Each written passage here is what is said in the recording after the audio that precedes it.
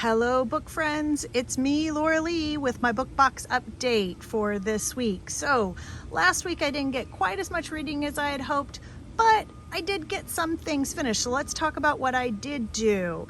I did finish The Magician's Nephew, book 6 in the Chronicles of Narnia series. I really enjoyed this one. I think it's going to turn out to be one of my favorites. It is the story of the creation of Narnia and how it came to be. Full disclosure, lots of religious overtones here and undertones, all different kinds of tones, but it was a great high fantasy story and I really enjoyed it. I do think I might, in the future, if I were reading this with a young friend, I might start the series with The Magician's Nephew and read it in chronological order of the stories rather than the chronological order of that they were written. So I really enjoyed this one. I am going to start on the last battle this week. Hopefully I can finish it, and then I'll be doing a video talking about all 7 and different ways to connect with a young reader over this series. So we're going to leave the last battle in the book box for this week, and The Magician's Nephew is going back on the shelf. What else? I did get just a couple pages into The Precious Days by Ann Patchett. I love this cover. I know she loves her dogs. This is essays, not really far, literally just a few pages in. The first one, this one is a signed copy. Got to show that off because I do love it and it's to me. So I love Ann Patchett. I love her writing. I love that she's from Nashville, where I'm from. I love that she owns a bookstore, which I have visited, and fabulous. If you are ever in Nashville, definitely check out her bookstore.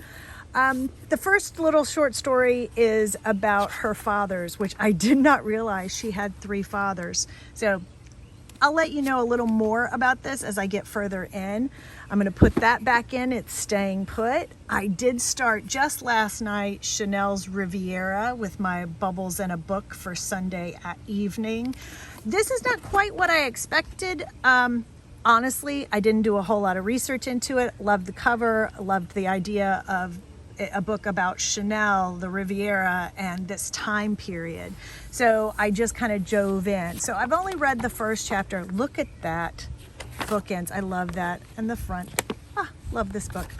So the first is really just setting up that time period where Chanel actually built her house in the Côte d'Azur, and setting up that time period. I don't know if you can hear Bama in the background. He's ready to go in.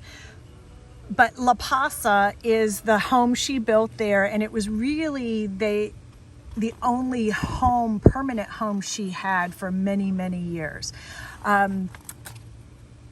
This time period, I'm searching for the words here. This time period was a really decadent time period. I know people talk about people being extravagant now, but I think it's because they don't know history. And I think this is going to give a really, really clear picture of how decadent this time period was and how people really took a blind eye to what was going on in the world, which is kind of poignant for what's going on in our world today, and how it is easy to turn off your global lens and focus in on yourself. It's going to be an interesting read. Definitely keeping it in, and not to get too serious on that, I'm going to put that one back in.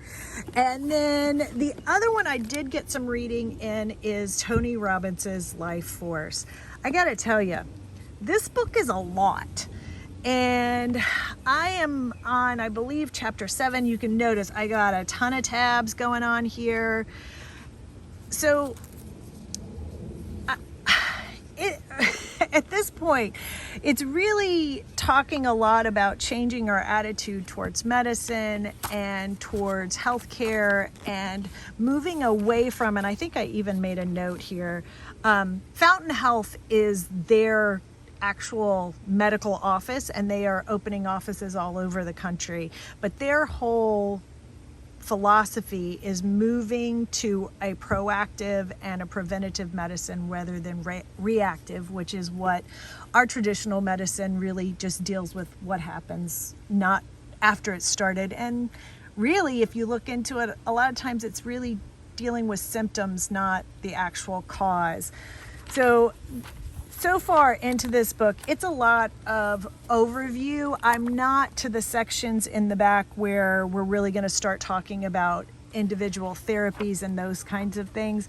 This, as you can see, this chapter, I believe it was chapter 5, was all about the miracle of organ regeneration and 3D printed organs and how that's working. And it's just incredible to find out everything that's going on in medicine that honestly most of our general practitioners don't know anything about. There's just too much happening. One of the things I found really interesting was they talked about the importance of testing and having blood tests done regularly and detecting what might be going on inside your body before it gets to a level of disease or just degeneration. Things like hormone testing, heavy metal testing, bone density, DNA analysis, microbiome analysis, vital health skin analysis. What's your true age? I thought that was fascinating. There's a whole section in here where they were talking about a gentleman that's actually his physical body age is 10 years less than his actual chronological age. I would like to get on board. So I'm going to continue reading this. There's some crazy stuff in here, but I will let you know as we go on. As you can see, I've only just skimmed the surface. I really haven't gotten into the meat yet, but I'll keep you posted. It's probably going to be in the book box for at least another 4 or 5 weeks, I'm thinking, maybe longer. Cloud Cuckoo Land, I have not even cracked yet, and A Woman's Life hasn't been cracked yet. So I think this week we're going to leave it as is and just keep working forward, and hopefully by next week we'll get a few more out of these, and it may be time to add some in. But until then, happy reading. I'll let you know as things get finished. I will be posting a review of The Magician's Nephew on my Instagram page at Simply Laura Lee. If you're interested, stop by there. Hope you have a great week of reading, and I'll see you next Monday. Bye.